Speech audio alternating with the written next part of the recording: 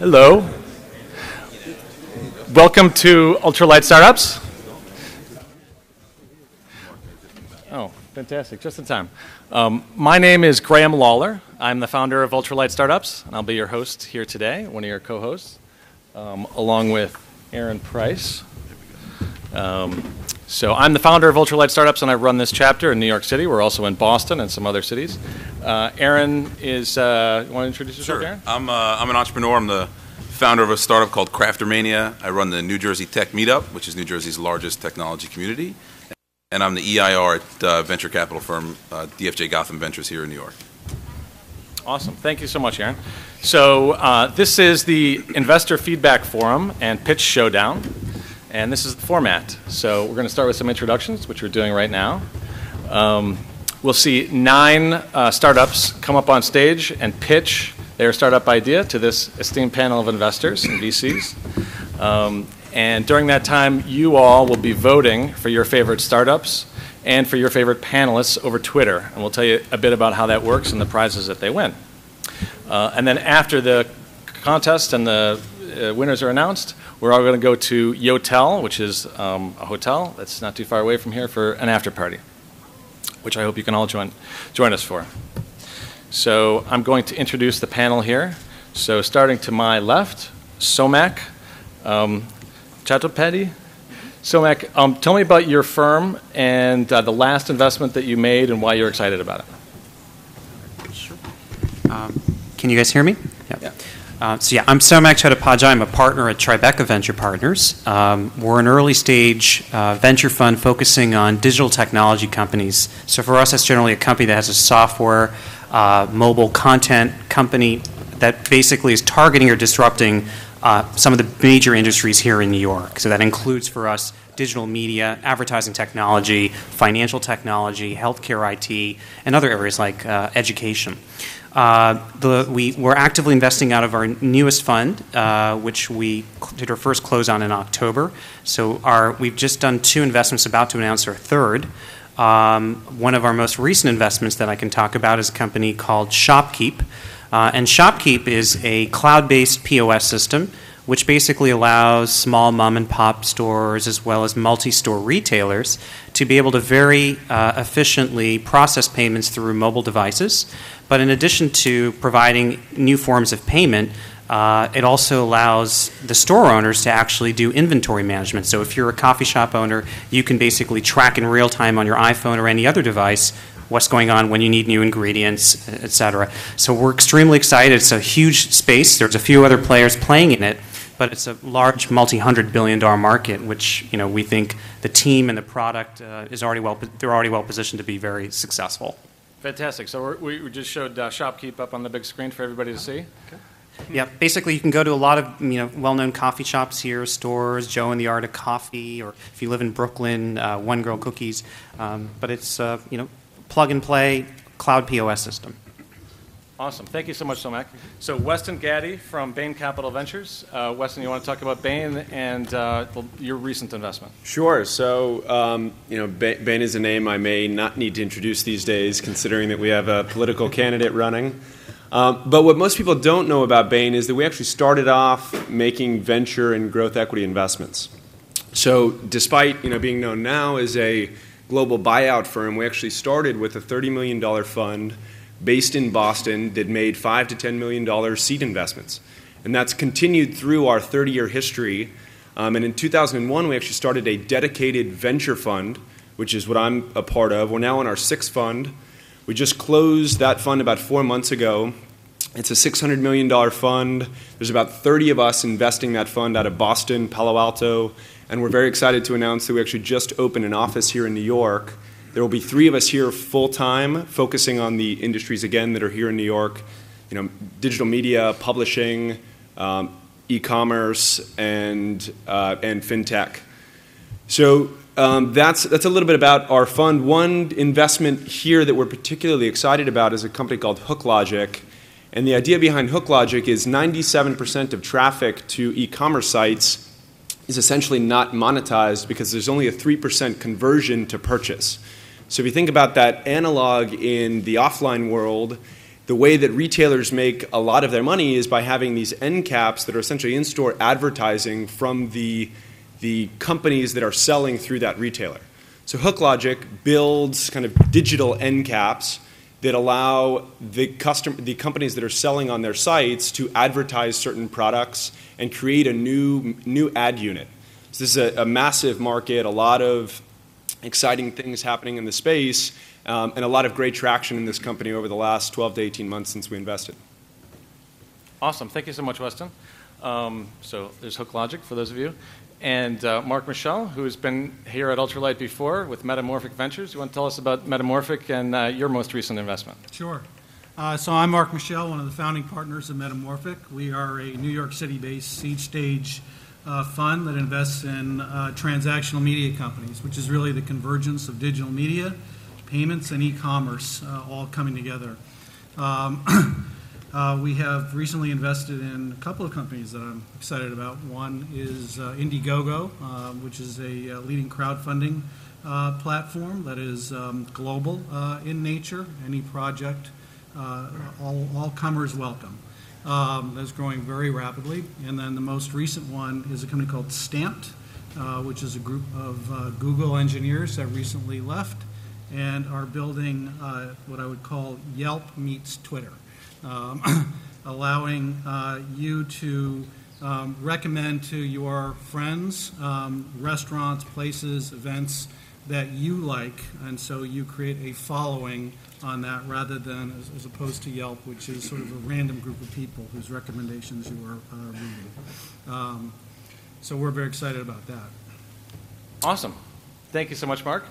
Micah, who has also been here at Ultralight before. Micah's with Founder Collective. You want to tell us about Founder Collective and your most recent investment? Sure. So Micah Rosenbloom, Graham, thanks for having me. Founder partner at Founder Collective. We're a little bit of a unique model in that 7 of us are operating partners, so we're out actually running companies day to day and investing as sort of a side project. And the real reason for that is we believe that sort of entrepreneurs investing in other entrepreneurs is kind of an exciting model, and we've invested in a lot of really interesting companies. So first and foremost, I'm running a company called Sample 6 Technologies, which is very different than a lot of the companies we take a look at. It's actually the first portable handheld diagnostic for food and water, so we can quickly assess whether food and water is safe to eat or drink. Really cool technology that I helped spin out of MIT and Boston University. Recently, we've made a couple of cool investments, so I can't just pick one. It's like asking which of my children is my favorite. So the ones that I think are really interesting among our portfolio, SeatGeek, which is a little bit like a kayak for ticketing, for tickets. So next time you're looking to go to Broadway, it's a great way to kind of figure out where those seats are and optimize price. A company called Project Decor, really cool sort of virtual interior design technology. They've got partnerships with a lot of the leading furnishings companies. Very, very cool company. And then Uber, for those of you that aren't familiar, it's a great on-demand car service, so you can open up their app and quickly track which cars are available and book them online. So, yeah. Awesome. Thank you so much, Micah. Sure. Great. So that's our panel. Aaron's going to tell us about the pitch format and the voting. All right. So the way that the pitches will go is each startup has 2 minutes sharp, and I have a very obnoxious timer after 2 minutes, so we'll cut them off. Then 3 minutes of Q&A from the panel and the audience, and then 3 minutes of advice from the panel. So you can also vote for your favorite startup and your favorite panelist as we go along tonight. You do that through Twitter, and the way you do it is by, maybe you can throw this screen up real quick for us, by adding referencing the startup's username on Twitter, which is listed in the handout that we have at the door, which most of you hopefully have, and also using hashtag Ultralight. Same thing to vote on your favorite panelist. You can only vote, your vote only counts once if you're trying to repetitively vote for someone. And anytime you use this format, even if you're saying, this startup sucks, which you don't do that, but if you say that, it still counts as a vote. So just be aware that as long as that hashtag and their username is in the tweet, it gets counted. And with that, there are a few prizes given to the top startups tonight. Is there a question? Yeah, there's no cell phone service. How do you want to handle that? Well, We might do old school show of hands. yeah, if it turns out that nobody's able to get cell phone signal and vote, then maybe we'll do a show of hands. Okay. A lot of people having this problem, yes? We'll see what Okay, happens. we'll do a show of hands. If it's still The original still tweet. technology. Still tweet. Maybe you can get out. Yeah, try to tweet. No, there's no Wi-Fi. No Wi-Fi. All right. So At a technology conference. we will do a show of hands later. Very complicated technology. The top 3 startups win, excuse me, a variety of prizes. The first is Ultralight has an association with the New York Angels, so the top 3 startups win an automatic bid to pitch the New York Angels. They get $500 in Amazon Web Services credits, a Facebook timeline cover design by Digital X Bridge, and media training from Media Training Worldwide. And the top startup gets an automatic interview to the next class of the Entrepreneurs Roundtable Accelerator. If you haven't heard of that, it's pretty awesome. An hour of mentorship with Dennis Mortensen, who recently sold his company to Yahoo. And 30-second whiteboard animation by Board Studios, which makes really cool whiteboard animations that easily explain a simple idea. And with that, we will get started. So the startups are in order in the pamphlet. So whoever is up first, which is Jess, please come on up. And if you're on deck, in this case Hissan, please hang out on the side. And for the startups, you know, as we go along, please make sure you're ready to go and on deck because we have a pretty tight timeline. So let's just welcome all the startups up at once with a big round of applause. It's not that easy to be up here.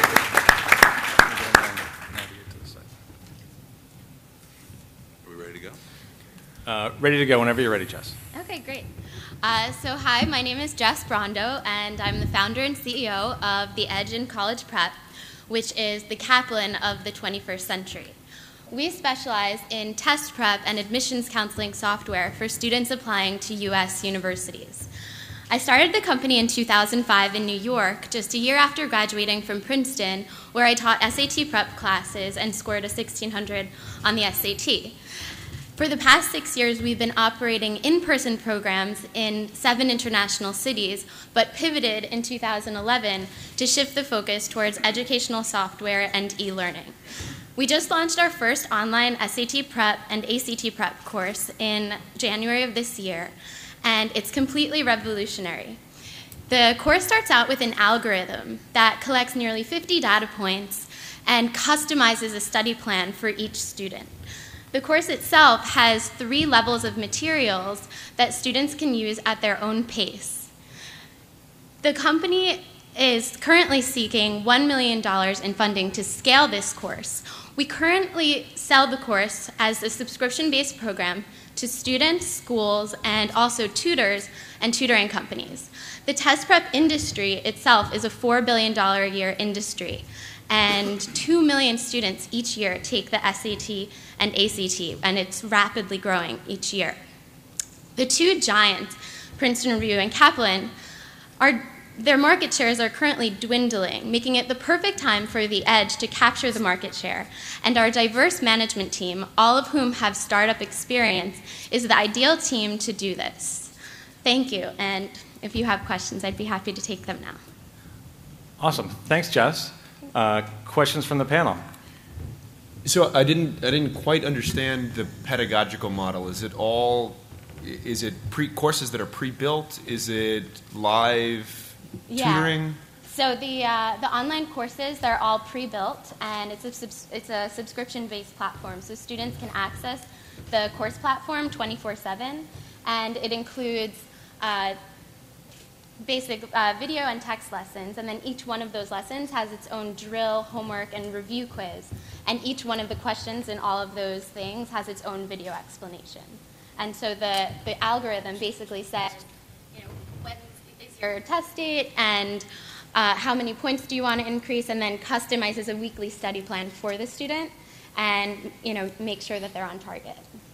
So just building on Weston's question, I mean, a lot of the Kaplan and Princeton Review pitch is about we can raise your score, right? I mean, that's sort of the motivation why most students and parents go into this. Do you have any data around, increased scores for SAT or ACT that's sort of evidence that this pedagogical method works? Yeah, we have a lot of data, and we've been collecting it for the past 6.5 years. And the average score improvement for our student is about 260 points for the SAT and 4.5 points for the ACT, which more than doubles Princeton Review and Kaplan. But the more interesting piece of data that we have is how many hours really go into that improvement, because we like to encourage our students that you want to improve 400 points. You can't just take a cookie cutter class.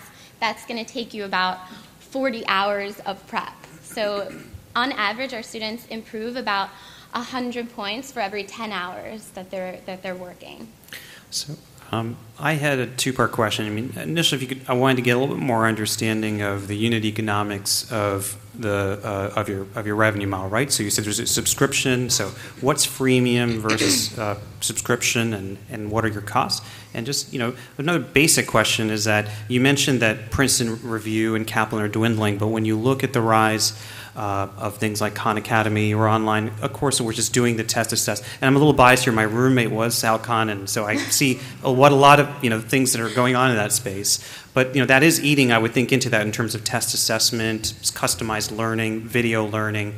So if you could address. Yeah, sure. So I'm a huge fan of Khan Academy. I think that what he's doing is awesome. I think that the fact that he did get a grant to do it gives him the ability to offer it up for free, which, is amazing. But, we don't have a grant, so we definitely do charge for our programs. And the way we charge is we do promos where you can access certain free content directly through the web each month. So there will be certain components each month that's free. But if you want access to everything, the current pricing is $67 for a 1-month subscription, and then it goes up to $367 for a 9-month subscription. So the price per month goes down. And then when we sell to tutoring companies and tutors who use our materials in lieu of, say, a Barron's book or a Kaplan book, that price is like a wholesale price, so it's lower than the $67. And then school subscriptions are much, much lower. They're on the order of like $10 per student. So that's the time we have for the Q&A. So the panel, maybe you can we have 3 minutes for feedback, constructive criticism, and unfortunately you can't respond. Yeah, we'll start with Somak. We'll just go right down the line. Sure. I mean, I really like the pitch. I think you clearly have a lot of enthusiasm for this space, and I think my question kind of addressed my primary concern, which is really in a lot of things, it's hard to compete with free. So when you look at your sources of capital, it may be a venture investment and something that you think can scale in a major way. And Tutor is an example of a company. There are companies that have, or Altius Education, there are companies that have been successful in the space, very capital intensive though. But I think there is, especially on the consumer side, a lot of pricing pressure from things like Khan. But it's an interesting idea. Yeah. So ideal panel feedback is actionable advice, like what should Jess go home and do tomorrow? If what would you do if you were her? Something actionable. Sorry, sure. I mean, I think just understanding the where you fit in the competitive space. So if it's going to be purely on the test assessment software, are there things that consumers are going to pay for, institutions are going to pay for that they can't get currently through the other players? I'm sure you've done this research, and that's how you're coming to the pricing model. Right. And also just think about how this can scale in a capital efficient way. I didn't get into the margins, but based upon your pricing, can you do most of this in an automated way, or is there still a lot of is there a labor intensive part? But I think the competitive benchmarking would be great. Okay. Thanks, Somak. So Weston, actionable advice. So I have to start off by saying I have to listen to everything that you say because you're clearly smarter than me based on your SAT score. Interestingly, Bain Capital actually owns Princeton Review, and I acted as interim head of strategy for about 4 months. So I know a decent amount about the space, and I think you're onto something very interesting. I would say that the idea that Kaplan and Princeton Review are losing share is not entirely true. It's that there's a lot of price degradation in the space, brought on primarily by Kaplan essentially saying that as part of Washington Post, it's a very small portion of their business, and therefore they don't care what they charge. But I would say that will lead you to a place very quickly where you're going to see the same aspects around pricing, and I think $367 for an online solution is much higher than you're going to actually see as your effective price. So on that note, I would be very thoughtful about how you acquire customers. In this space in particular, it's very expensive to acquire customers. So education in general, but test prep in particular, average cost per acquisition is somewhere around $60 to $80. So you do that quick math, it's going to be challenging for you unless you build in some kind of viral dynamics to it or ways that you can expand without having to spend a lot to acquire customers. So that's what I would push you to, before you go out and raise money, figure out how you're going to acquire customers and do some tests so that you can talk about it credibly. Mm-hmm. Awesome. Thanks, Weston. Marc? So I speak not as someone who worked at Kaplan, but mostly as a victim of someone who tried fruitlessly to raise my SAT scores. And I guess if I were listening to the pitch as a VC, which I guess I am, the biggest issue I have with this is, and it didn't come out in the pitch, is why is this better? Why does it work? And how do you make that very clear to a consumer? Because Kaplan's out there with online versions. There's Newton that has an online version as well, which we actually tried. This is just a crowded space. And so making it very clear to the consumer, to the tutors, why does this work better, I think needs to really come out in a very crowded space, because you are not first. So just in the interest of time, even though I'm sure it's very valuable feedback, you have to take that offline, unfortunately. So we are going to move on. So I promise we'll give you feedback in the next round. All right. You can see Micah afterwards at the break. Awesome. That's right. I was going to give you only glowing feedback. It was going to be all effusive. But okay. He definitely won this round I'm not anyway, hurt. so it's fine. So, Thank you So how also- about a round of applause for Jess?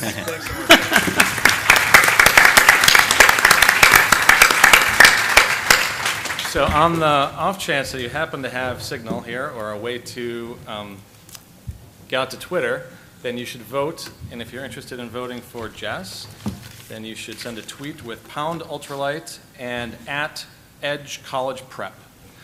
And you could also, again, if you have Twitter access, vote for your favorite panelists. So really the big prize here is the Audience Choice Award for the favorite panelist, and they're all competing for that, so vote for your panelists as well. Next we have Hissan, and on deck we have Mahe, should be standing over there somewhere. Cool. You're up. Hey Ultralight, I'm Hissan. At SpotlessCity.com, you can schedule free pickups and deliveries from your local dry cleaners and laundromats online.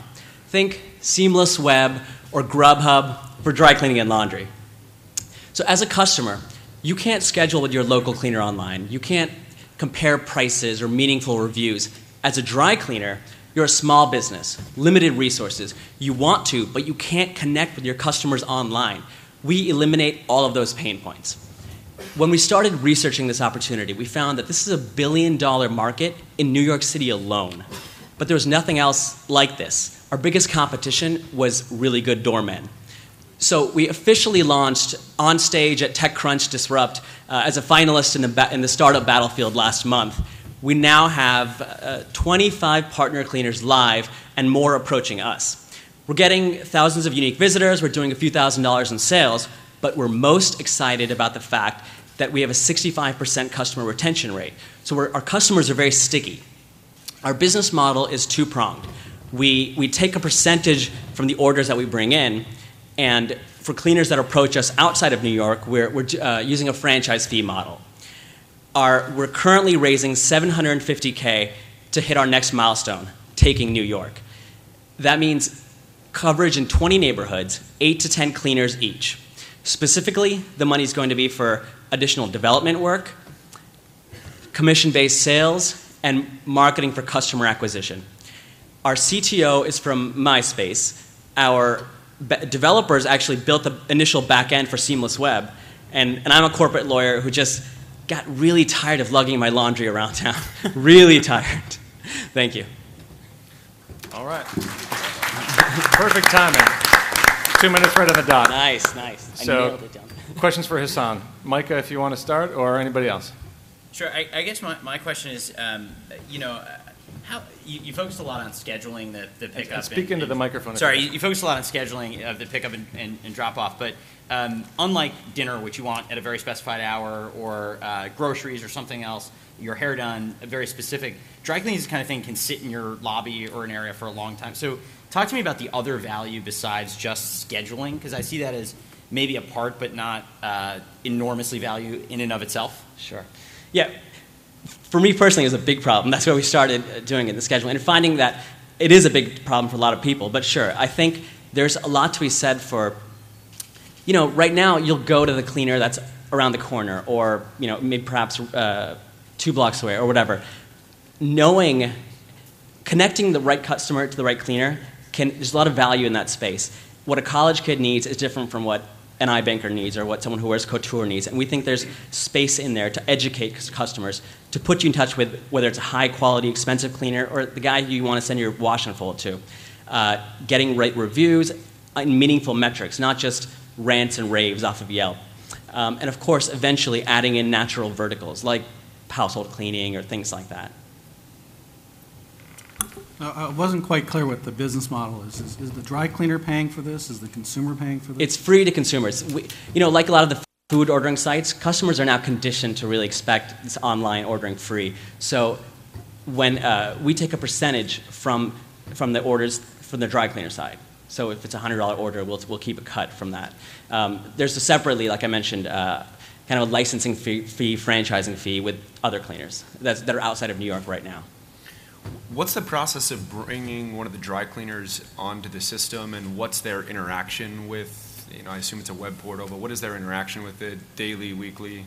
Yeah, it's a web portal right now. We actually just launched at TechCrunch a mobile app as well, which is a game changer for us because a lot of these small mom and pop dry cleaners don't have internet connected computer in the store. So with the mobile app, they will have a smartphone though. So now they can, a new order comes in, accept it, add it to their delivery schedules, and so it's working really well for them. And it's simple so that the web portal can be used by their staff, even if the owner or manager isn't there. And it's just running in the background. When an order comes, it pops up, makes a huge, loud, annoying new order from SpotlessCity, and they have to go, address it to shut it up. So I had a question about, it's actually extending on what Micah was asking about, is that, when you think about with food, as Micah was mentioning, you win it instantaneously, but you have, usually, unless you're in emergency mode, you have some time to play with. But if you're not, in New York alone, right, there's doorman buildings, but say you don't live in a doorman building, there's a period of time that these dry cleaners are opening. I'm just like, how do you deal with that? And also the fact that when you go to the dry cleaner, you need to, figure out what you want wash, what you want dry clean. Like, how do you deal with things like that? Yeah, so we've been spend a lot of time thinking about that, and what you want wash and fold versus dry clean versus laundered shirts, or we have a great user-friendly interface designed exactly to address how to handle that, because it's a big deal. When if you drop it off in person, you can explain, but if you call or you leave it with your doorman, you can't. So we really put a lot of thought and made a user-friendly interface to deal with that. As for scheduling, of course, if you don't have a doorman, that's when your problem is, right? Because that's when your big problem is, because then you have to be home at between 8. I know I'm going to be home between 8 and 8:30. Come then and drop it off Thursday 5 to 5:30. If you have a doorman, it's still great to know when you're going to get your stuff back. If you if you care. If you don't, sure, it's just nice to be able to do it online and not have to call anybody. But we think there's value in there to actually know when you're getting your stuff, how much you're paying for it, who's doing it. Thank you very much. Thank you. We'll go on to the panel feedback, and this time we'll start with Micah so you don't get cut off. Sure. I think the challenge always in a business like this is a couple things. One, and I'll give you actionable in a second, it's a commodity industry, right? I think a lot of people just view it, as do I, as I said in my question, as sort of, I get my shirts back, everything's good. The only time I think a lot about my dry cleaners when they lose something or they ruin something. Where I was going is, can you add some value? Can you say, as being part of this, we guarantee that if you lose your stuff or we ruin it, we've got some sort of guarantee on top.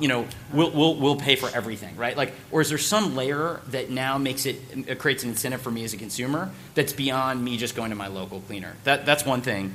And then the other thing I just think to think about is, I always get worried about chicken and egg businesses. You got to aggregate consumers, and you got to aggregate very hard to aggregate small independent businesses. So is there one way to focus on one side of that chain and not have to do with both? I don't have a good answer for you, but if you can focus on one side and not have to solve both sides of the equation, life gets a lot easier. A lot easier. So I guess the issue I would always have with a business like this is just how big can it get? It sounds like an interesting, kind of niche-y business. There's nothing wrong with, niche-y businesses. They just need to be very capital efficient to justify, what is the end result of what's not going to be a massive business at the end of the day. So if I had a piece of advice, it would be to be really capital efficient in nature. The other thing is you're going to have to convince that the dry cleaners that this is incremental value to them, right? Because right now they're not paying anything, and they run on low margins, and you're taking a piece of their revenue pie. So if they don't feel it's incremental, like a seamless web, then you're going to have a hard time cracking into them. And I assume that they are your mechanism to gathering up consumers, right?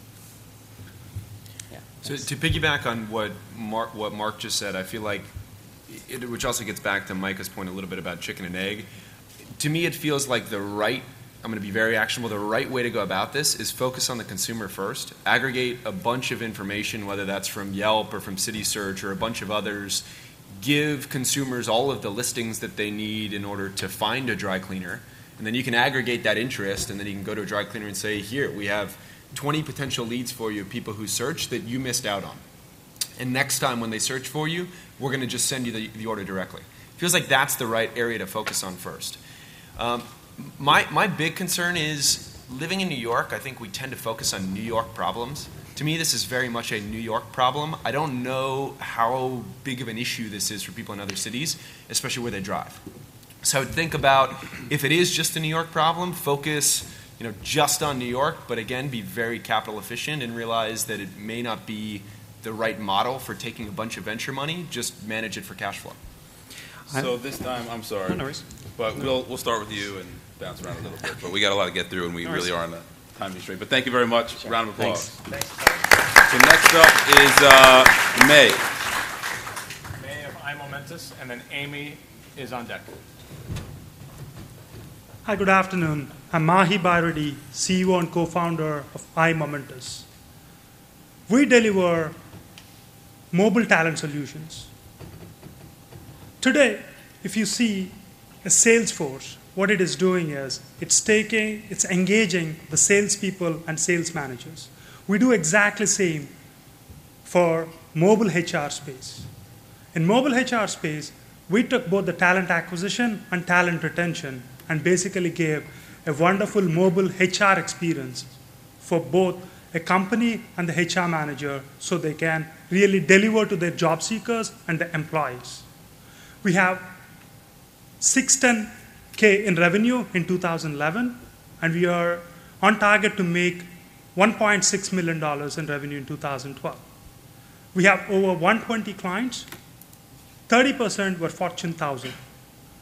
Today, applying a job is almost like applying a mortgage application. We simplify that on mobile. With 2 clicks, you can apply a job, and we seamlessly integrate to the backend system. To any AHR management systems which are out there. We have over 1 million job seekers who are utilizing our platform. We have implemented a SaaS revenue model with an upfront fee and a monthly recurring. We have a go-to-market strategy with the resellers and also direct sales. We have 2 major resellers in the space who are selling our product today. In 2012, we'll have over 2 million job seekers using our platform and 200 clients who will be utilizing our platform. We are seeking for $2 million in growth capital for expanding our sales and marketing teams. As mobile HR space is really hot right now, we are looking for strategic investors who can help us fuel our growth. Thank you. Wow. Good timing. Perfect. That's the obnoxious alarm I was talking about. Thanks, Mahe. So, Somak, you want to start with the question? Sure. So I have to say, after hearing your pitch, I understand the space you're operating in, but I'm still not sure how this is differentiated from the ATS platforms or any of the other recruiting software companies out there. And in particular, actually, the most investments we look at, we often say, well, what's your mobile strategy? And many companies come with a mobile strategy first. In recruiting, there's one area where I'm still not sure why. It's not like you go to, I'm Foursquare, I'm in a neighborhood, and what employers are here, and here's my resume, and let's meet.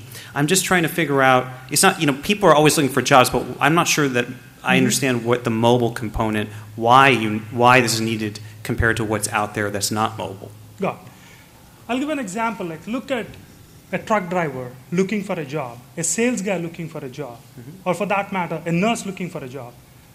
The way they work and their work locations, they travel, it's entirely different.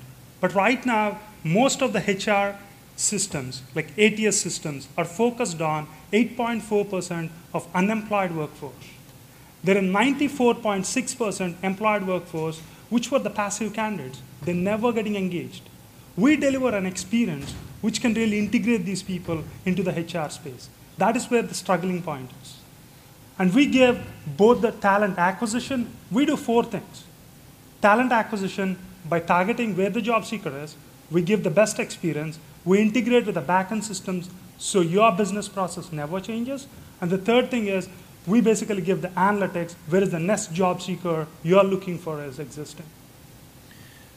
So I understand the value from the job seeker side. I'm still a little unclear about what the value is from the company side, especially when I hear things in the HR space where they say seamlessly apply for a job. That's actually, in most cases, a bad answer for a company if you make it too easy to apply, because then they're just overwhelmed with applicants with no great way to sort through who actually wants the job or might be qualified for it. So the problem is if you really complicate application process, if I don't have a job, I'll apply through that. If I have a job, and if you want me to apply a job, and I won't, that is where the missing piece is. So what we are trying to do is simplify the whole process. At the same time, we give you the social and crowd infrastructure. We collect all the data from your LinkedIn, Facebook, or Twitter.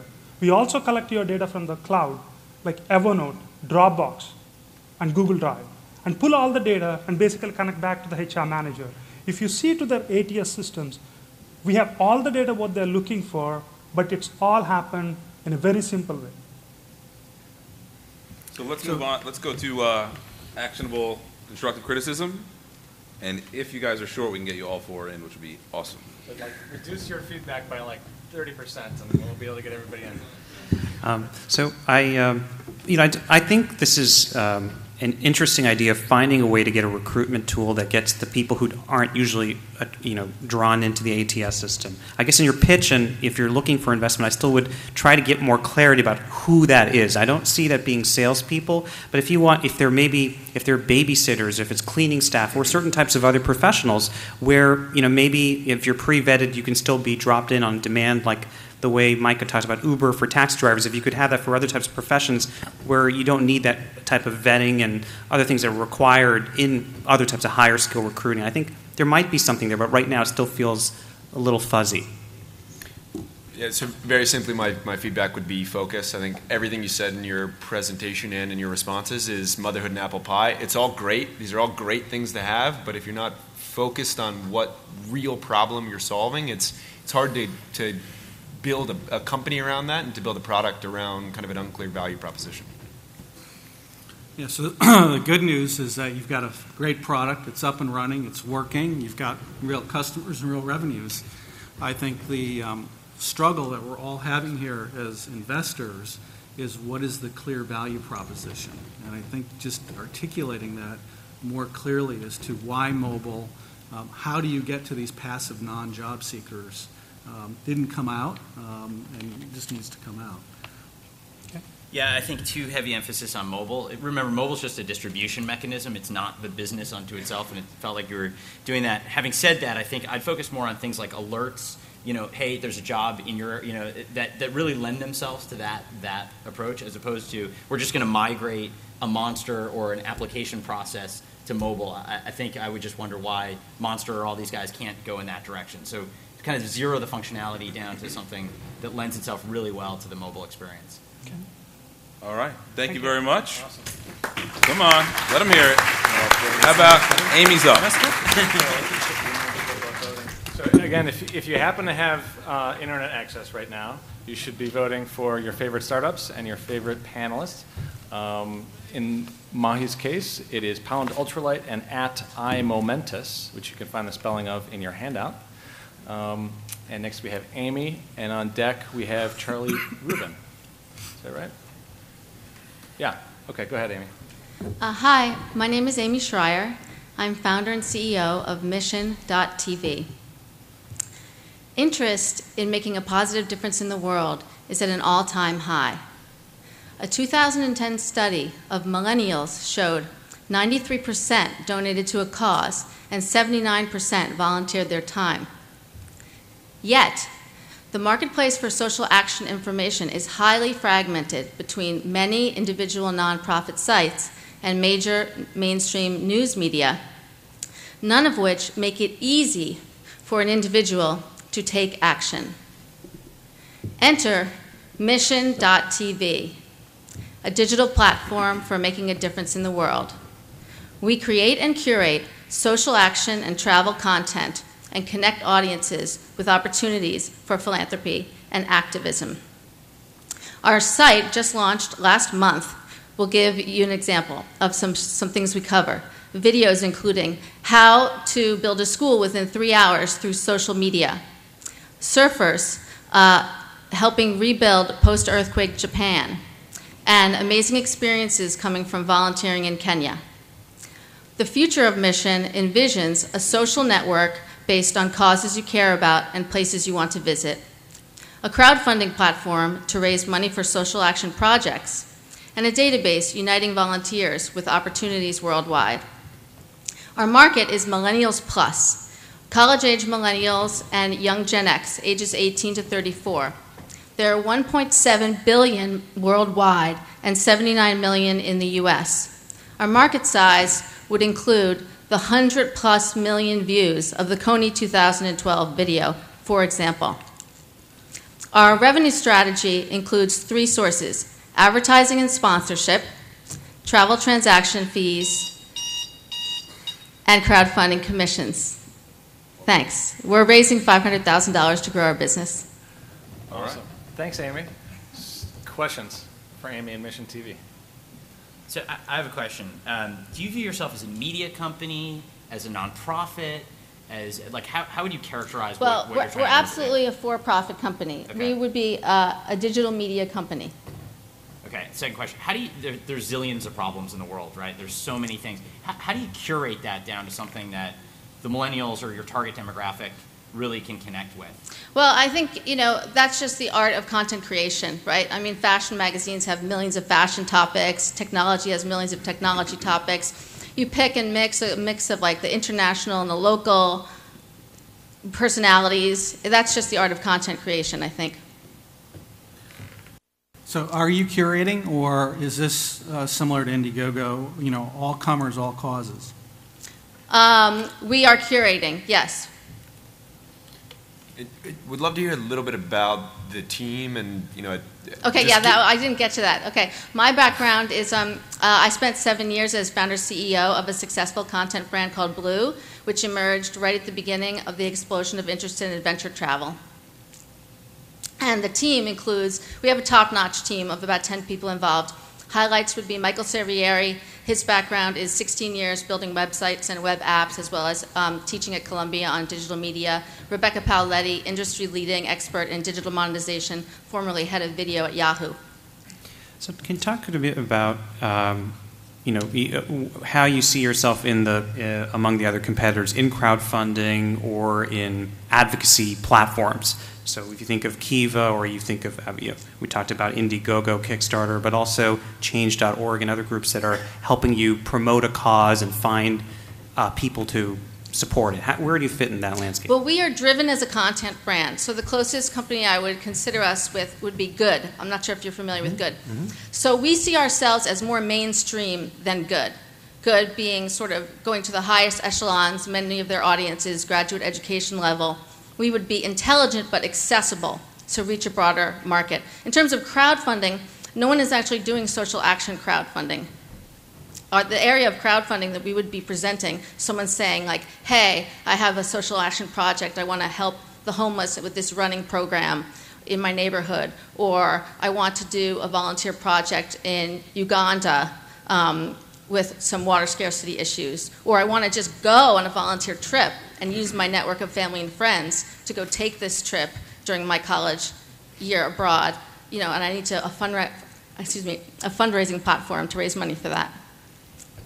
All right, so moving on to, thank you, to actionable feedback. and constructive criticism, and if you keep it the same length, it was perfect as, from last time. Who starts? We'll start with you. Yeah. So I guess after a series of questions, I think I got a little bit more of a sense of who you are, whether you're a content company versus just a pure crowdfunding platform. I think it's an interesting angle you're pursuing. I feel from a venture perspective, and again, there's a lot of other sources of funding besides venture. I'm not sure, about how massive this is. It depends on how big a swath of the market you're addressing, and I think that's something that I'm not completely clear yet. I also would say my other comment is that there is, even in the crowdfunding side, and I think Marc can speak more of it from Indiegogo, but I do know of other sites that are trying to do some of the use cases that you're talking about. I think part of this is building a network effect as quickly as possible. So if it's through major organizations that can help you create some of this content, bring some of those users, I think that might give you a bit of an advantage, but the space is getting crowded, so I think it's about building scale quickly as opposed to through more inefficient ways. Great. I'll be brief. So two quick pieces of feedback. So one is on the pitch. This is a very emotional type of company, philanthropy, giving. Let some of that come out. Let your passion for the project come through. The other is you've got 3 potential businesses, and I think you'd kind of orient the nature of the site differently around whether it's crowdfunding or you're just trying to drive eyeballs through advertisement. I'd pick one. They seem to be at odds with each other a little bit. As one who has an investment in the crowdfunding space, and we are doing some of these projects. But my advice is to do what they actually did, which is to make it an all-comers kind of platform and a common carrier. And there's nothing wrong with sort of going after one particular piece of the crowdfunding space, which is causes. I think it's big. But if you constrain it by being the curator of it, I think you limit its potential. And letting everybody come in and contribute their causes. You can pick which ones you think are the most worthy, which we do at Indiegogo, but generally it's an open platform, and that's what's let it grow so fast. So 2 pieces of advice that may be slightly in contrast, so take it for what you will. The other option I was thinking is to go deep, right? Pick a couple of very specific causes and show that you actually can get significant traction in making a difference in those causes, and then you can highlight those as case studies. Right now it just feels very broad to me. The other thing is, since there's so much going on in crowdfunding, the one thing about donating to these nonprofits is actually there's money and there's time. I haven't seen a lot of things that go after volunteer time with your travel background. Hey, you can come do this trip with your family for a week or 2, make a difference in Africa, or get your company to go out and do this event. I actually think that's a more interesting wrinkle, given that there's so much going on right now around raising money. So just a thought for you. Okay. Thank you. Thank you. All right, next up is Charlie from, where are we going? Property tax database? Yes. And if you happen to have Twitter, vote for, and you would like to vote for Amy, it's #Ultralight and @MissionMedia_TV. And also don't forget to vote for your favorite panelist for all their insightful advice. Whoever you felt was the most helpful and insightful, you can tweet about that too. So go ahead, Charlie, when you're ready. Thank you, Graham. Good afternoon. I'm Charlie Rubin, founder of Property Tax Database. Our company has a simple mission: to help homeowners lower their property taxes. We are currently seeking $2 million in A-round financing in exchange for a 20% equity stake in our firm. I'm a professional database architect with a degree from MIT, and this is my second startup firm. Working alongside me is my beautiful wife, Anne, who recently ran for a seat on the New York State Assembly. 6 years ago, we moved upstate with our kids and bought a house. And we soon realized that we were paying much higher taxes than all of our neighbors with similar houses around us. So I did extensive research, and eventually I was able to get our taxes lowered by 25%, saving $2,000 every single year. And that was a spark that started this business. I've now created a powerful online database tool that anyone can use to determine if their home is overassessed. If they are, we basically help them prove it to their local tax authorities. Our package sells for $299, and we've sold it to about 300 people so far, many of whom are now saving thousands of dollars per year. We currently do all of our marketing with postcards sent to specific people who we already know are overassessed. From 22,000 postcards, we've gotten a 2.5% response rate, and half of those people buy. Every dollar we spend on postcards returns about $3 in profit. We currently cover all of upstate New York, from Westchester to Buffalo. But when we have expanded nationwide, we expect to generate $18 million per year in revenue, with about half of that in profit.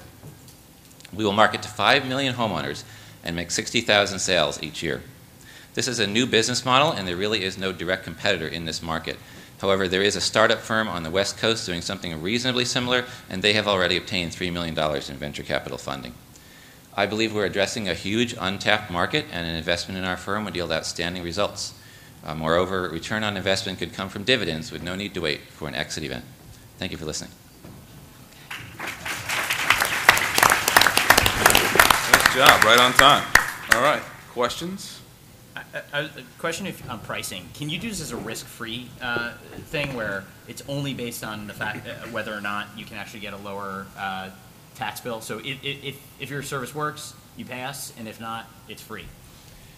We have considered that. We haven't gone in that direction because we wanted to be paid up front. And frankly, what we usually do is we simply tell each person as we talk to them on the phone, this is a calculated gamble. You might be out your $299, but more than half of our customers are successful, and we already know that you have a really good case because your assessment is way higher than all your neighbors and all the recent sales we can see, or most of them. And most people don't have a problem with it.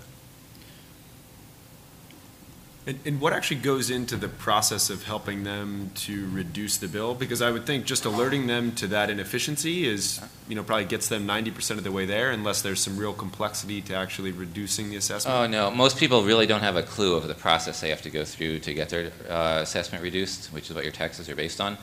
So just getting the data to prove your case, because the burden of proof is on you, is very difficult. So with our database, a very extensive database, we have these tools for coming up. We sort of sift through all the homes around you, all the recent sales, only of similar homes, as we figured out by talking to appraisers.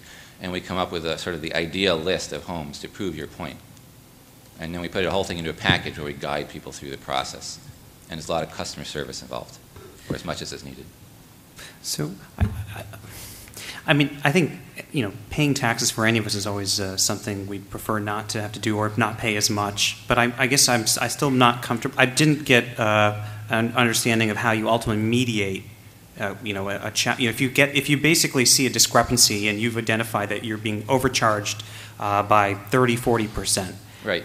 Is it a software system that allows you to automatically interface with the tax department, and you can see kind of if your request for a change is approved or denied? No, it's not automated. We put together a detailed spreadsheet for each person. It's individualized to them, along with we fill out the state forms they need, and then we basically, there's a cover letter that'll guide them through the process, and then we answer any questions they have as they go through it. So we're not representing them, but we're doing all the work up to that point, and then they have to actually go and meet with the assessor or give it to the review board. It can be as simple as mailing it to the review board.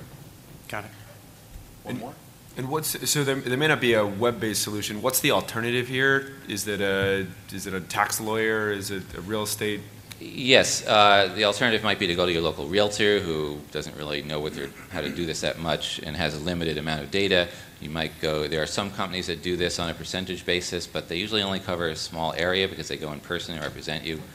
You might go to Zillow and get a few recent sales, but there's a limited amount of data. We do both recent sales and comparable assessments, so there's much easier to build a good case that way. All right. New York has a Mark. Sorry, Mark, we are out of time. But you can have first dibs on constructive criticism. So you're up. No, I was just curious. I guess New York has a very transparent system available. I didn't know if that was common across the country, so that you could extract this data very easily, or how manual it is once you get outside of New York, and can you generate enough revenue to cover that cost? No response. Sorry. Yeah, so a concern and then a couple comments. One is it feels right now like it's not a tech business. It's a high-touch, service-oriented business. And so I'd encourage you to think about how do you really automate this, right? How do you really get – if you're creating custom spreadsheets, that just sounds like a lot of work. I'm sure it's not, but it doesn't sound like it can scale to millions of people very easily, or at least just yet. So I'd focus on automation. I also think there's – a great marketing opportunity. Of course, I'm biased because I do think if you offered it for free, at least to fill out like an initial assessment, you might hook a lot of people. But I'd imagine doing marketing on Zillow and all the real estate sites when people move, I think there's a very captive audience of people saying like, holy crap, am I overpaying for taxes? Get them in that moment, and I think you could get some really nice traction that way. So I love some of the things that you've done early on around marketing. You know, it's not often that you hear a startup saying that we printed out postcards and we sent it to people's houses, but here you have an amazing opportunity to identify people because you know more about their own property than they do, and you can identify them easily. Again, I think that's another point that you could automate, though. I would say you've got that great asset, you've got a good idea to start with, figure out ways that you can make this a little bit more scalable so that you and your wife can hire 15 people and you don't have to be doing all this work yourselves. So I have two suggestions. Well, one actually is at the beginning of the pitch, by the way, you said I'd like to raise $2 million at a 10% of the company. I mean, just so you know, you'll probably hear this from other investors you speak with, the market's often defined by the investors who you're talking to. So especially at the early stages of the business, the valuation is a fluid discussion. So I would focus just more on what you think you need to raise and let the market determine that. Number two is I think, look, if you're able to successfully get all this data, this might be a off-the-wall idea, but maybe instead of focusing so much on the area of mediating disputes and trying to do something that's ultimately a manual process, what if there's other ways maybe you could monetize the data? So for instance, if you could be a plugin for Zillow or combine it with other MLS systems, or we have a company called RealDirect, a lot of time when people are looking to move, they want to hear about stats in the neighborhood, but if you can help give some more transparency about that specific area, what are the typical taxes I pay on a yearly basis, and the ways you can market to those consumers, but do something that is more technology-based and it's automated versus focusing on services, which is hard to scale. Something to think about. Micah, did you give your feedback? I did. It was that memorable, huh? I'm sorry. Okay, so that's everybody then. So thanks very much, Charlie. Thank you. And if you would like to vote for Charlie and Property Tax Database, you can send an ultralight or send a tweet with #ultralight and @propertytax. Also, don't forget to vote for your favorite panelists on all their insightful advice. We're going to take a very short break, so you'll be up right after the break. But just before we do, we're going to thank our sponsors. So we have Peter Rothberg from Reitler, Kalis, and Rosenblatt, who's now all the way over here, so come on up and say a few words about that. And in the meantime, Aaron, you want to talk about Microsoft, unless there happens to be somebody from Microsoft here in the room. So talk about Microsoft. All right. You may not have heard of Microsoft, but it's a pretty large company. Microsoft BizSpark is a global program that helps software startups succeed by giving them access to Microsoft software development tools, connecting them with industry players, including investors, and providing marketing visibility to help entrepreneurs starting a business. Ultralight Startups is a BizSpark network partner, which allows Ultralight members streamed approval to the BizSpark program. If you're built on Microsoft technology, or if you're considering it, but you don't have to be, you should definitely join BizSpark. I use it. It's awesome. You get free software. You should check it out. And now, Peter? Hello, everybody. I'm Peter Rothberg. I'm a partner at Reitler, Kalis, and Rosenblatt. We've been a very proud sponsor of Ultralight Startups for a number of years, and we're very happy to be here. Glad to see so many people here today. Reitler, Kalis, and Rosenblatt is a boutique law firm that is part of the startup community here in New York and in the Northeast. Many of our clients are here this afternoon, whether they're venture funds or startup companies, and Somak. And I'd like to tell you what we can do for you. We can give you advice on starting and operating your business. We can draft the necessary documentation to help you grow your business and help you finance your business. We can connect you to our network of capital providers, whether they are venture funds or angel networks. We can provide budgets, which is very important for you guys, and capped fees to assist you in planning for the legal work that you need during the course of the early days of your businesses. And we can give you senior level advice at costs that you can afford. And that's really what most young companies need. It's not documents, it's advice. So I'm here for the whole Ultralight program today, and if anybody would like to talk to me about what we can do for you, please find me. Thanks. Fantastic. Thanks, Peter. Peter's my lawyer, too, for not only Ultralight Startups, but my own startup as well, BrightMap. So thanks, Peter. So some of you, when you registered for this event online, asked for introductions to our preferred service providers. So I would like to highlight them just before we go to the break. Jay Malone, I saw in here. There he is, right over there. Jay Malone with Digital X Bridge, also providing one of the prizes for tonight's pitch contest winners. Peter Rothberg, who you just heard from, right over there. Joe Chin, I also saw here from SourcePad, Web Design and Development Agency. Go say hi to Joe. Konstantinos Papa Konstantino, I believe is probably not here, but he does the web video animation, which is very popular, so check out Board Studios. Jack Petrie is in the back right there. If you need office space, you can talk to Jack at the break. And Beverly May of Oxford Technology is our preferred provider for user experience design and development. And we'd also like to point out a couple of friends of Ultralight. McAddery Lipscomb. Is McAddery here today? No. Mac is a pitch coach and a CEO coach, so he actually spent an hour with most, if not all, of the presenters tonight and coached them on how to make a best presentation possible to venture capitalists. So he's fantastic, and you should talk to him.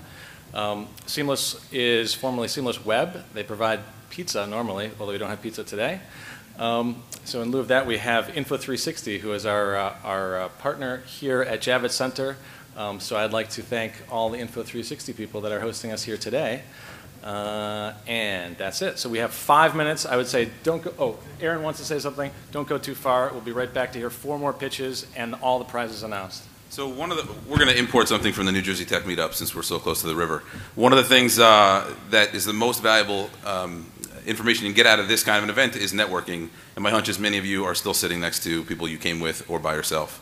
So to start it's a real 5 minutes, so please don't leave the room, or if you do, come back fast. To start the 5-minute break, stand up, high five your neighbor, introduce yourself, swap business cards. You guys have to do the same, and then we have 5 minutes. Go. Come on, high five your neighbor. Everybody looks at me like I'm crazy. Yeah, like this. 2 hands. So have you done one of these? That's like a high 10. I did one a few months ago. Hey, sorry if we were a little hard on. So when do you all move to Angel Space? Hopefully it was helpful. At some point after you find it?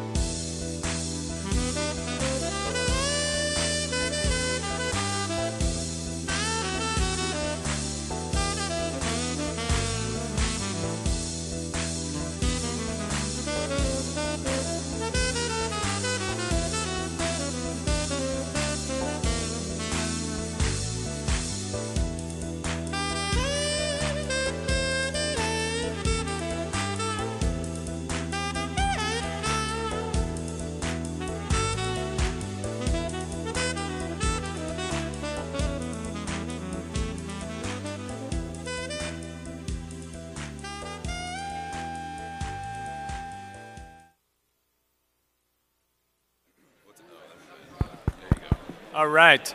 So that was 5 minutes. We're all about timing here at Ultralight Startups. So if you can find your seat, and we will get started with the final 4 pitches of the night. And if you would like, you can Great. I didn't know you were here. network with all the people that you've met here today and the panel over at Yotel at 5 p.m. or 5:30 after the event is over. But in the meantime, we ought to get started with the final 4 pitches and the announcement of the winners. And I will say that people have been tweeting. I can attest that some people at least are getting through. Tweets are being sent. People are being voted for. So perhaps if you can't get through yourself, you can borrow your neighbor's cell phone, which has a different carrier and better coverage. Yeah, switch from AT&T. Yeah. Okay, so now we'll have Enliken with Marc Guldimann, and on deck we'll have Kieran of Zokos. So Marc, make your, okay, excellent. So, All right. So go ahead, Marc. my name is Marc Guldimann. I'm the CEO of Enliken. We're a first-party data company. So a lot of people ask, well, what is data? What is first-party? What is data? What is first-party data? So as you browse around the web, as you tweet, as you like things on Facebook, as you Pinterest things, whatever you're doing online, you're generating data. This data is used to target you with advertising. And it's not actually a bad thing. It actually creates a more efficient ecosystem. The more data that's out there, the more efficient the ads are, the more people advertise online. It's a virtuous cycle. But there's actually 3 sort of players in this ecosystem. It's the advertisers. They like more data because they get more efficient advertising. The publishers like more data because there's more advertisers that are interested in their ad space. And then there's the people that are spying on you. These are the guys that are gathering your data and trading in it and selling it. But where are you guys? Where are the individuals in this whole ecosystem? Nobody's actually speaking up for you. You don't have a voice in the conversation, and you actually have no way of monetizing your own data. So that's where Enliken comes in. And what Enliken does is we enable you to sort of curate your own profile. We allow you to copy the data that other people are tracking about you from Amazon to Facebook, Blue Kai. We can take the people that you follow on Twitter. We aggregate this into this profile that you feel safe sharing with advertisers. You get to sort of pick and choose the type of information that's in your profile. Then we de-anonymize it, we anonymize it, not de-anonymize it, and then actually sell it to advertisers on your behalf. Then we take the proceeds. We allow you to donate to a cause that you care about, and that's it. It's that simple. So you're able to take your data, take control of it, and do good with it. Okay, thanks, Marc. Questions? So one quick clarifying question. So I'm assuming that gathering your own data and sharing with advertisers doesn't preclude others from also gathering your data and sharing it in other mediums. Definitely not. But what we allow you to do is to put a better product on the market. So in the long run, we think that first-party data is going to sort of make third-party and sort of surreptitiously gathered data not really viable.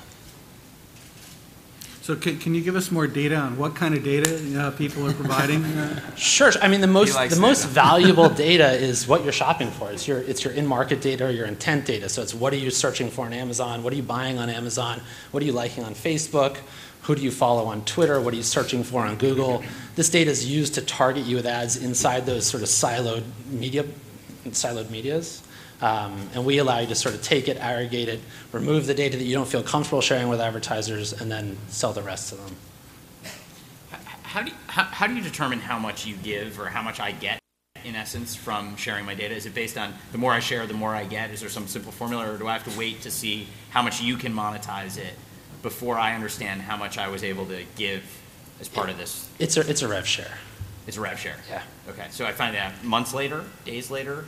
It's cumulative over time? It's 30 to 45 days probably. Okay. How do you, so you talked about, like, if you look at Exalate, Blue Kai, or any of these data providers, I mean, I think all data providers right now are feeling a tremendous amount of pricing pressure. It's really hard to see these businesses scale. Mm-hmm. So now you're going to be one other player in the mix. How are you going to be able to, first of all, compete on price and also sustain margins and still make money on your end? So the only thing that we really have in common with BlueKai and Xlate is that we operate in the same marketplace. We have totally different data and much, much better data. These guys are getting data from sort of second-tier websites, like Badu and like sort of Edmunds.com, this type of stuff. And we're getting data from sort of really tier one, like Amazon, Facebook, Twitter, Google, data that's still used to target you for advertising, but is sort of stuck in these media silos. So I'm sorry, with example, Facebook, you right now are collecting data from Facebook that if I agree to opt in, you can get it right through them. How does that work? So there's two ways. One is we're a browser plugin, so we'll actually watch and see what you like, and we can see the HTTP go back and forth, or we can come in through the cloud. Facebook won't let us monetize data that we get through Connect, but we think in the long run they're probably going to be forced to.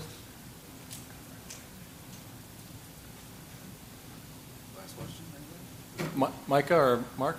Weston? So do you have a good understanding from the advertiser's perspective how actionable this data actually is? I mean, most advertisements are still bought on the relatively simplistic things like demographic, geography, age, and things that aren't much deeper than that. So all of this data may be great, but if it doesn't change advertisers' perspective, what good is it? Or the way that they actually do their buying? Yeah, I mean, I think the most important data is the data about what you're shopping for. And the most valuable and the most actionable data is what you're shopping for. So what you're searching for example, if you're looking at LCD TVs on Amazon, there's no way that Toshiba can buy that data anywhere else.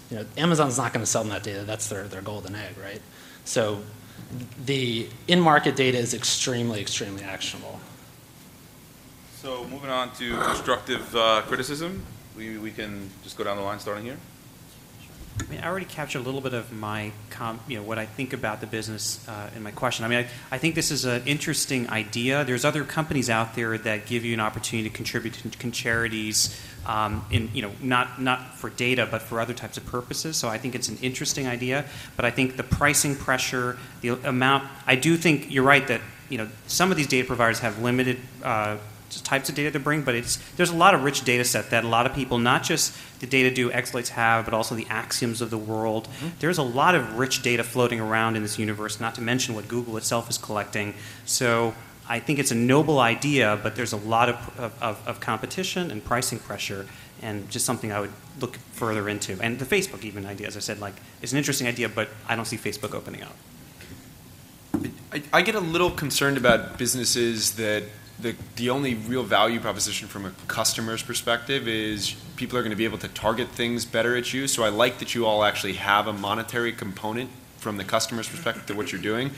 That said, I don't know that giving to a charity is necessarily a strong enough incentive for me to have to do all this work just so that you can go sell my information to an advertiser.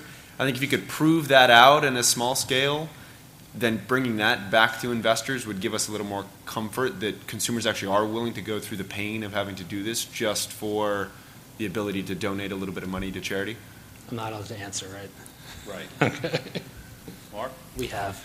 Yeah, I think you need to connect this to a much more interesting value prop for the consumer itself, whether it's rewards on Amazon or other products that they and marketers that they happen to frequent or frequent flyer mile or something like that. The value prop has to be much better for them, and it also has to be much better for the advertiser. There are a lot of companies, and we're involved with quite a number of them, that are aggregating and collecting tons of data like this. And one last thing is that it needs to be more passive. Getting individuals to continually update their data is not easy. We are lazy creatures by nature. Yeah, I would just build on the comment about passive. I think we've also come to the fact that all these, whether it's Facebook, Twitter, or our banks are taking a lot of data on us, but we still don't want to overtly see it in our face, I think. And so, to me, the pitch I would try to go with, if you can, is you're giving up your data anyway, so here's an opportunity to actually monetize it. Maybe it's give some to charity, maybe it's pocket some, but I think as opposed to, and now we're going to put a plug in, so even more of your data can be watched. If there's some way you can leverage the fact that these guys are capturing it anyway, and that you can share in those gains, that's more compelling than update all your information, give us even more data, and you'll get some downstream benefit from it. Thank you very much. Thanks. All right, next up is, Mention how to vote. So again, we know some people in here have Twitter access because we've seen lots of votes already. So if you are inclined to vote for Marc and Enliken, send a tweet with #ultralight and @Enliken, ENLIKEN. And also don't forget to vote for your favorite panelists for their insightful advice. And next up, we have Chris of Zokos, and on deck, Brett Goldberg of TickPick. Hi, I'm Chris Kieran, co-founder of Zokos. Zokos are a new kind of get-together. We believe that social media shouldn't just be online. So our goal is to use the connectivity of the web to make real-life socializing as frictionless as possible. We've started by addressing the cost of getting together, because if you like to have parties or just have people over, you know it can get expensive real fast. So we've made it easy to pool our money together so that no one has to pay for everything. It's kind of like applying the mechanics of crowdfunding to social gatherings. But unlike with a crowdfunding site, on Zokos your goal is a number of people, not just a number of dollars. And when enough people commit, the party is on. We call it friend funding. And it means that we can now do things that we couldn't previously afford to do. Like for our next dinner party, we can get a whole mess of lobster or Wellfleet oysters from our new partner, lobster.com. It means we can have better parties, and we can do it more often. Our early adopters are much like myself. We're millennials. We aspire to entertain our friends beyond the means of our meager budgets. Many of us are foodies. In fact, food bloggers are a very important distribution channel for us. We charge our hosts when they use the friend funding feature. Right now it's 30 cents per guest plus 3% of all the money chipped in for an average of about $10 in revenue per party. And we originally teamed up about a year and a half ago to build a website for ourselves and for our friends when we were part of a rotating dinner party cooperative at Yale. And now about 10% of Yale's graduate and professional students use the site we built for that. But the lessons that we learned there really drove us to build the new Zokos.com, which we just launched in April. And Zoko is a word that we derive from Basque. It's a centuries-old tradition in Spain where people collectively chip in to buy a place that they only use for throwing dinner parties. And we are inspired by that collaborative spirit, the way that the web can facilitate it, and what it means for our social lives. Cheers. Awesome.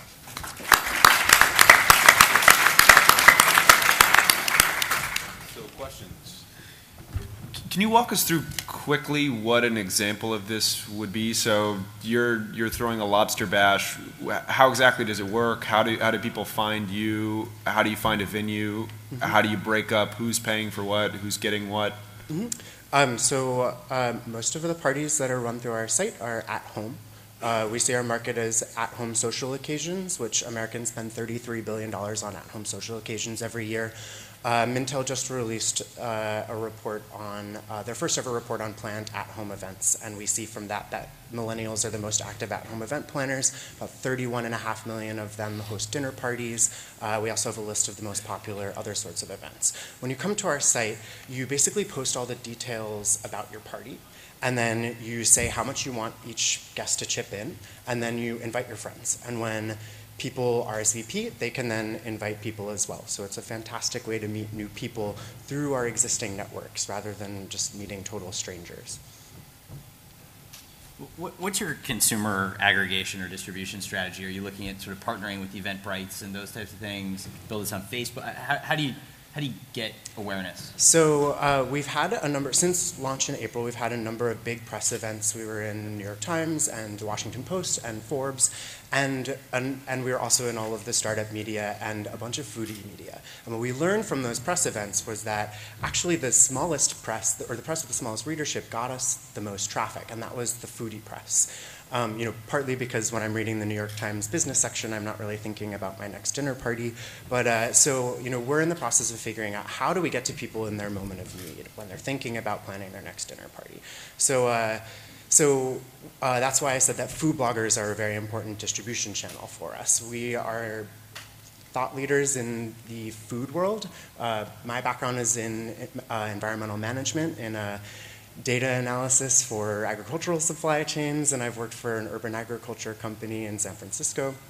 And started a number of urban farms myself. And so what we do is we work with food bloggers because they have an incentive to push their users to our site because they get the indirect benefits of their readers hosting more parties and have especially more dinner parties. And then one thing that we do with food bloggers is actually give them a way to basically develop a pre-planned dinner party package. This is actually how our partnership with lobster.com works right now. They put together basically a pre-planned menu, and you can say, I want that one or that one or that one, and then post your party on Zokos, and when your friends chip in enough money, lobster.com ships your lobsters and your clams and your mussels and your oysters and your crab legs, etc. So I know you're eager to say, I'm sorry, but we got to move on to feedback, but you can start us off. Sure, actually, it's perfect because actually my thing was going to be feedback. So I really like this idea. Actually, both Mike and I are investors in a company that does focus on group dating in India. And I think group dynamics, especially when you can find ways to meet new people and do it through a viral way, there's a lot of interesting things you can do with that. And I just think when you think about the unit economics and you think about $10 per party, there may be a way to get bigger there. Part of what your limitation may be here is that, I'm just thinking for myself. It may not apply for everyone, but I'm not sure if I want 100 random people in my apartment, for instance. I'm not sure if I can fit 100 people in my apartment, right? But if you think about some of the things that other people in the food space are doing, we've actually got a portfolio company called Spanfiller Media Group that does a lot of interesting, not just stuff on the online side, but also partnership with other event organizers. If you're familiar with Food Spotting in Gilt City, they do a lot of these interesting events around Soho and around the country where you go rent out a loft and people go because they love food. But they're also interesting because there are 20, 30-something people interested in meeting each other in a social setting. Maybe some people will find dates that way. And there could be things you may be able to do with venue organizers. That could be your distribution channel. But you could probably get a much bigger amount of money on a per-party basis. It's just something to think about. But it's an interesting idea. Thanks. Yeah, I can say from a user's perspective, it's certainly something that I would be excited about doing. I know, we have dinner parties at our place, and my wife ends up putting together a big list, and she has to email everybody, and then she gets money at the end. And I know, it's not a bother to me because I don't have to organize any of it, but I know for her, she would love it because it would save her a lot of time and energy. I guess I would take the point a little bit further, though. It feels like that little bit of money that you would get from the organizing is not really worth it, and is actually is going to be a big inhibitor to you all growing quickly. It feels like this is something that is a great fit for a freemium model, or I guess a completely free model where you're using advertising and other things to drive real revenue. And it seems like the more people you have on the system, the earlier, the better. And by charging, I think you're going to limit that in a little bit of an unnatural way. So I really like this idea a lot, and I think that the opportunity set that these guys touched on a little bit is even bigger than you think it is. I see this as being an app that brings people together not just in your personal apartment, but in any venue, and you can drive a lot of sales to those venues, and those venues are willing to pay you for those sales, as well as the whole supplier chain involved. You touched on one, lobster.com, but there are lots of companies like that would be more than happy to let you participate in their revenue chain if you're driving real revenues to them. So I think these sort of event management apps that surround it with commerce are really interesting. Yeah, just add, I like the idea a lot as well. Great job. On the pitch, I'd start with the Yale story.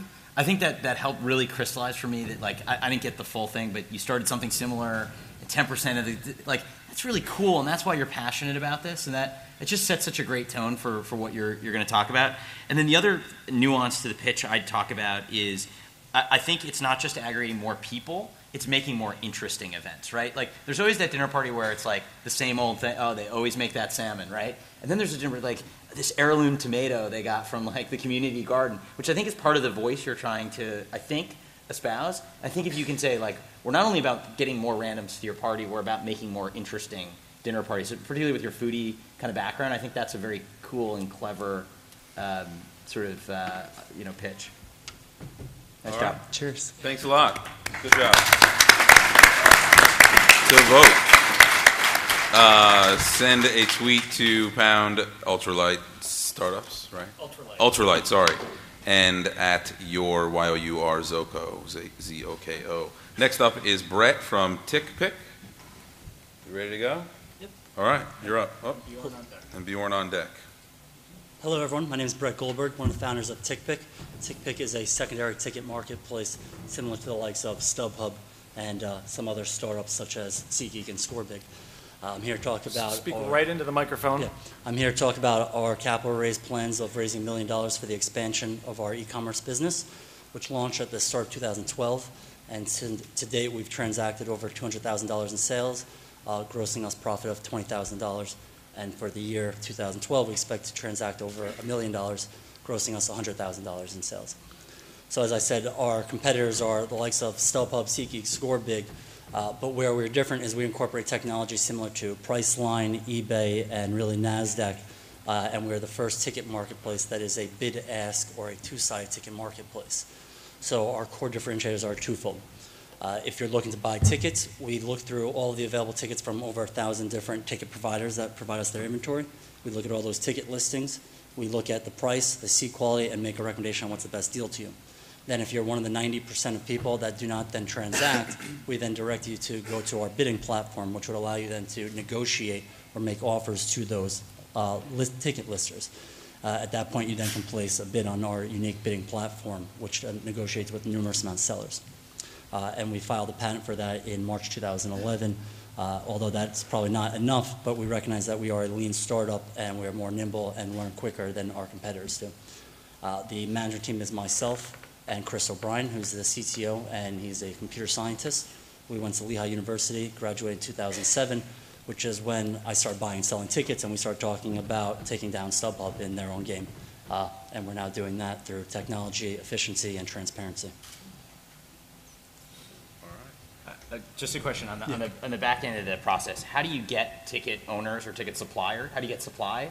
And then how do they interact to decide whether to accept a bid or not? So, I mean, as you know, because you are an investor in SeatGeek, it's a somewhat complicated system of ticket brokers. So we focus on ticket brokers, which is more than 60% of the inventory. So we have over 1,000 of those ticket brokers directly uploading to our site. Some of them then also tell us that they're willing to take a discount to the ticket listings that they're putting on other platforms. So on the bidding platform, we know that we can actually sell a ticket for a lower price. So before even kind of doing a score big and making someone do a firm bid, they can actually see a counter offer immediately after.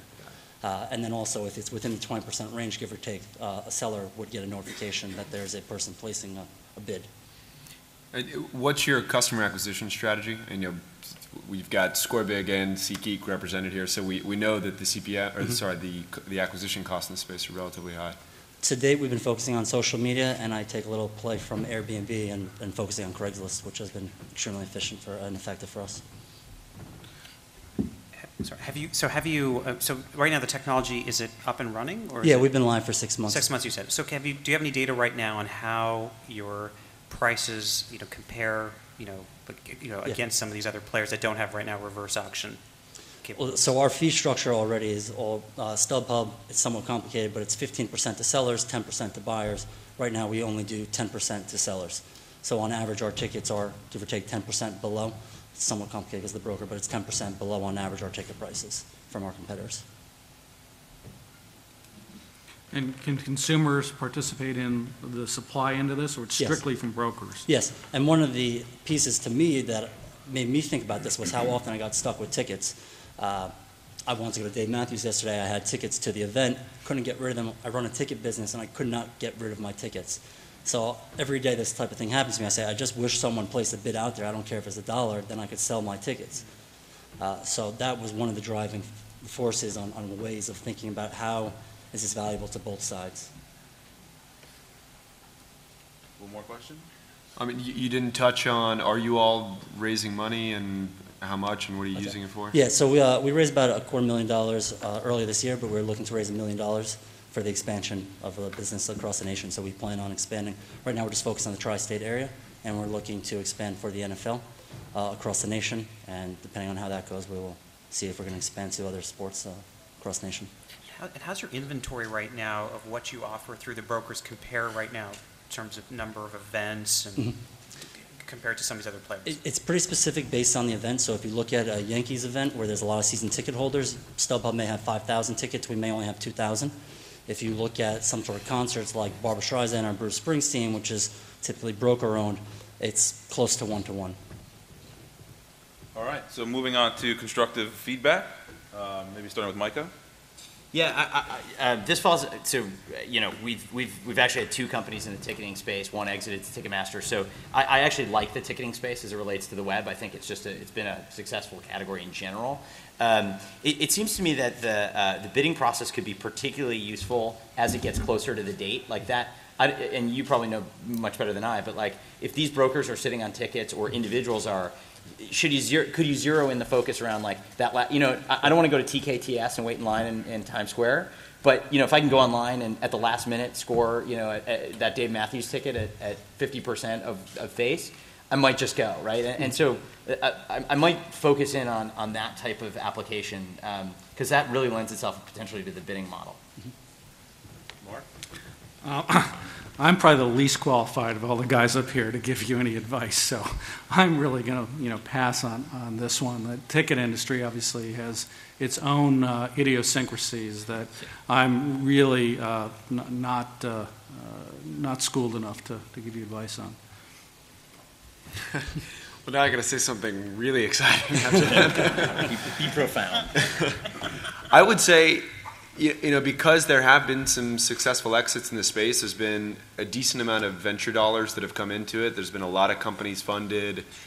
There's a decent amount of liquidity in the space now. So not venture liquidity, but liquidity in terms of tickets that are being transacted. So I would figure out some niche that you all can carve out that you can see your way to becoming a big part of the ecosystem, but you start off with something that you are known for, which I think helps drive down that acquisition cost. As a consequence of so many competitors in the space, the acquisition costs have gone up and up and up for consumers. So if you can figure out something, I think the Hotel Tonight for tickets, I think is actually a great idea. Something that really focuses in on when can I get tickets for events that are, where they're very soon and otherwise the ticket is going to go unused. And I think mobile is actually probably a great place to do that. So if you guys don't have a mobile strategy, I would build that out relatively soon and focus on mobile as a way to liquidate inventory at the last minute. Yeah, I'm not an investor in ticketing, so similar to Marc, don't have the same expertise as other investors here who have invested here. But I would also think about other ways you can kind of create a defensible moat in a space right now that there is, as we talked about, has a lot of venture dollars. Maybe there's a B2B2C component here. Maybe some of the things you're doing here you could do for some of these other big ticket players, or you could do for kayaks or other people like that who I'm coming into town and I want to now, I'm already used to kind of doing reverse auction and airline, hotel. Maybe this could be one other thing I could do. It kind of fits into the user experience. So that might just be another thing to do when you think about defensibility. All right, thanks a lot, Brett. Thank you. If you want to vote for Brett, give him a good round of applause. It's at Ultralight and at TickPick. And lastly, we have Bjorn with bMobilized. Yeah, hi. I'm the founder of bMobilized. And before I start, I just want to ask a quick question. Like, how many in this room has used their mobile device for web surfing? Yeah, almost pretty much. And currently, we have about 9 million small and medium-sized businesses which does not have a proper mobile version of their existing website. This is mainly because the cost of creating a custom mobile website starts from several $1,000s, and we used to deliver this. And on our website, if you go onto the front page, I'm going to show you how easily our system converts existing websites to mobile. Just try, for example, Mashable, for example, .com. We automated the process. We used to deliver custom solutions starting at $7,000, and we made like more than 300 different algorithms in taking an existing website and taking the logo, taking the whole menu structure, the whole content, and converting this into a professional HTML5 website. Once you have created a website, you can also add all the mobile plugins, which is like click-to-call, maps, videos, and such things. It's a pretty good picture. And we are in a high competition market. We have about 30 competitors, but we are by far the most automated solution and also the most cost-efficient solution, because most of the competitors have systems which you have to spend hours and days to create a mobile version. So we're starting at $5 a month for it's a typical software as a service model. And we're selling it through partners and direct, and we're selling it to big yellow page companies, for example.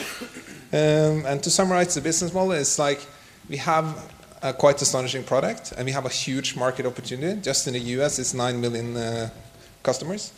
And we raised 2.5 million, are raising 3.5 million more. And for that, we're going to get a valuation of $70 to $90 million and go cash positive next year. All right, thanks. So Q&A. Start us off? Sure. Well, this is a space I actually have been spending a lot of time in Investor, and I think there are, as you mentioned, there are a lot of players here. On one end, there are the people who do more custom mobile development, and there's probably thousands of companies that do that. And then you've got the likes of the Scroll, Motion, Magster, and I'm sure there's probably people on this panel that may have invested in this space. One thing I'd love to get a sense, you said there's 9 million businesses, but I mean, you can't be all things to all people and also be automated. It's hard to do all that. Is there a certain group that you want to focus on initially?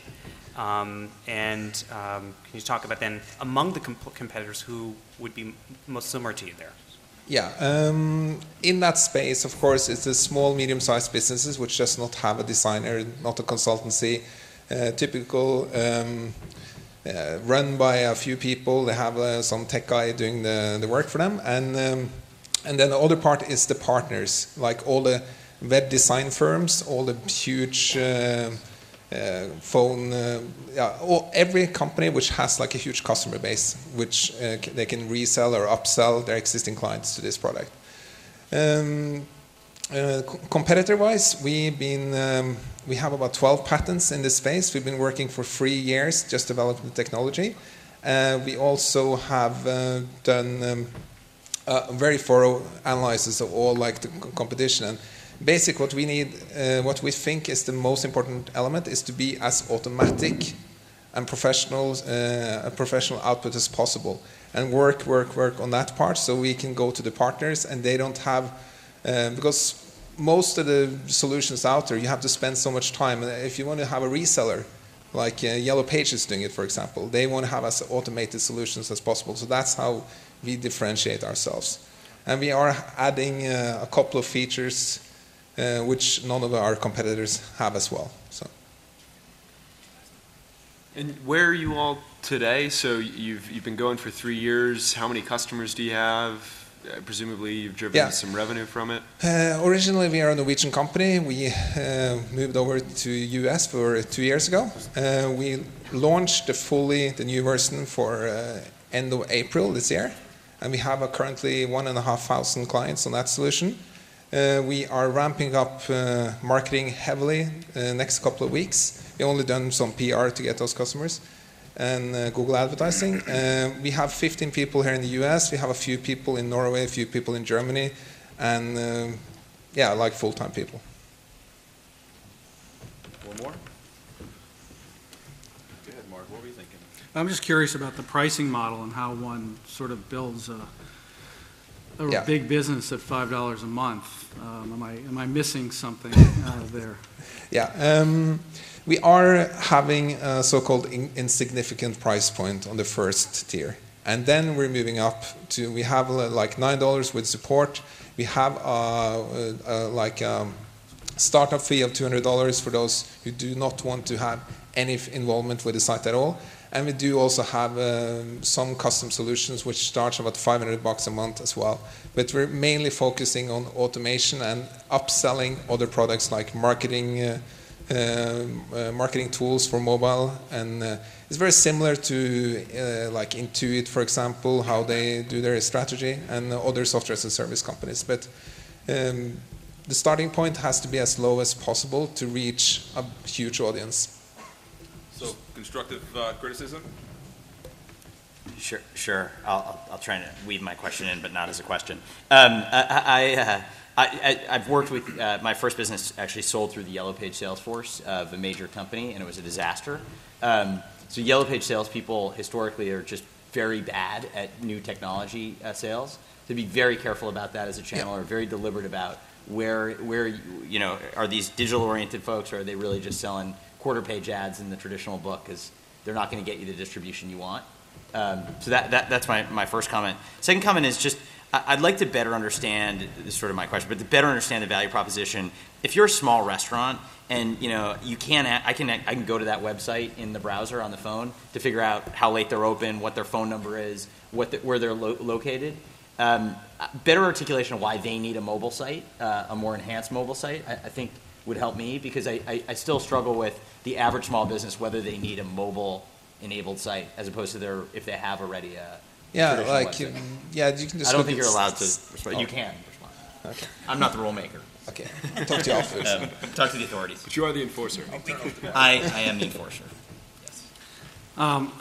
So there are a lot of companies doing this, and I think I've talked to probably 15 of them at this point, and I've sort of come to the two conclusions. One is that the guy who has the best technology is not necessarily going to be the winner, and that the guy who has the best focus, market focus, and best distribution plan might be the winner. And so I think that you need to tighten up on this comment about being all things to all people, from a small restaurateur, up to a Mashable type of customer. They're very different animals, looking for very different things, and willing to spend very different amounts of money, by the way, to support a mobile app. And so I think you just need to really tighten up the focus and how you're going to get to market with this product. Yeah, I actually don't have much to add. I'd say that's exactly my advice. One other thing I would say is that when you look at where mobile is particularly high value in terms of people who will pay for it, you think of the premium publishers and what they're doing on, say, especially iOS devices and iPad. I think a lot of publishers who traditionally have struggled with other forms, even on the web, right now are realizing they have an opportunity to generate a lot of revenue with something like the iPad. And I think technology, initially, if you've got the most automated thing, I think, as Marc said, I've actually had lots of companies pitch me and say the same thing. It's a hard thing to defend, but even if you are able to do that, your competitive advantage will fade quickly. And so if you can initially focus, if it's publishers, if it's some other type of company where you can easily scale, and then make sure you quickly follow with other things such as e-commerce capabilities or advertising tie-ins and other things, I think that can be a bigger business. Right now it feels a little bit niche and can commoditize quite quickly. But that was my comment. All right. Thank you very much. Thanks. And since I'm the last person, remember to Twitter, okay? I'll tell them. So to vote for bMobilized, it's pound ultralight and at bMobilized. And we are going to use Twitter as the voting mechanism. So if you want to vote, now is the time to do it. We'll let you know in a minute. Don't worry. We have quite a few votes, so get them in now and support the startups. And before we move on, it's intimidating to come up on a stage like this and pitch a panel like this. So how about just a round of applause for all the startups?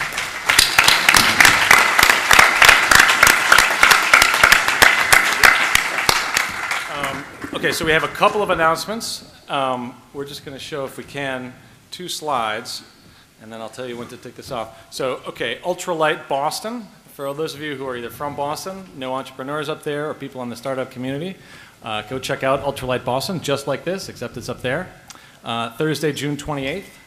The next Ultralight in New York is July 12th, and it's going to be at Microsoft. Microsoft's offices in Rockefeller Center, which is where we are normally based most of the time. Also, as a reminder, we're going for an after party. The official Info360 after party is at Yotel, which is on 10th Avenue and 42nd Street. There's a map to that in your handouts. I'll also be showing a map on screen in a second, so I hope you can all join us there. Hope you're voting right now. As a reminder, the prizes for the pitch contest. I'll just list those off very quickly. We have pitching to the New York Angels, $500 in Amazon Web Services credit, Facebook cover design by Digital X Bridge, a media training package from Media Training Worldwide, The top single startup gets a free first-round bid to the Entrepreneurs Roundtable Accelerator interview, 1 hour of mentorship with Dennis Mortensen, and a free 30-second whiteboard animation by Board Studios, which I'm a huge fan of, as I've said. I'm a huge fan of all these prizes. And don't forget, VCs tend not to, they need a lot of support and love. They're known for small egos. So make sure you vote. I'm sorry, guys. Make sure you make one of them feel really special tonight by voting for your favorite panelist as well. Is there a best dress category? Do you really want there to be? You won. Awesome. So now, let's say, don't show this next thing because it's going to show the vote tally. So perfect. Thank you so much. So I'm going to tally all your votes. I'm going to rerun Twitter for the last 2 hours and tell you who it is that has won. And you guys can come up on stage. If you're one of the 3 winners, I'm going to announce third place, second place, first place. Come on up on stage. Okay. So in third place, Edge College Prep. Jess Brondo. Okay, second place, most votes for the best startup is Kieran of Zokos. Come on up, Chris. Well done. And the winner of tonight's pitch competition is Hissan Bajwa of SpotlessCity. So, Hissan, come on up. And we do have a winner for the panel contest as well. So this is really the biggest prize, and it's our enduring gratitude. You can do it. So before I announce this, I'm going to say thank you very much to Somak. Thank you, Weston. Thanks, Marc. And thanks, Micah, for joining us here tonight. You're the reason everybody is here. So thanks for Quick thanks round for of your applause time. for the panel. Fantastic job. Most votes. The Audience Choice Award today for Best Panelist goes to Weston Gaddy. Congratulations. So we will see you all over at Yotel in whenever. They're open right now, so go have a drink.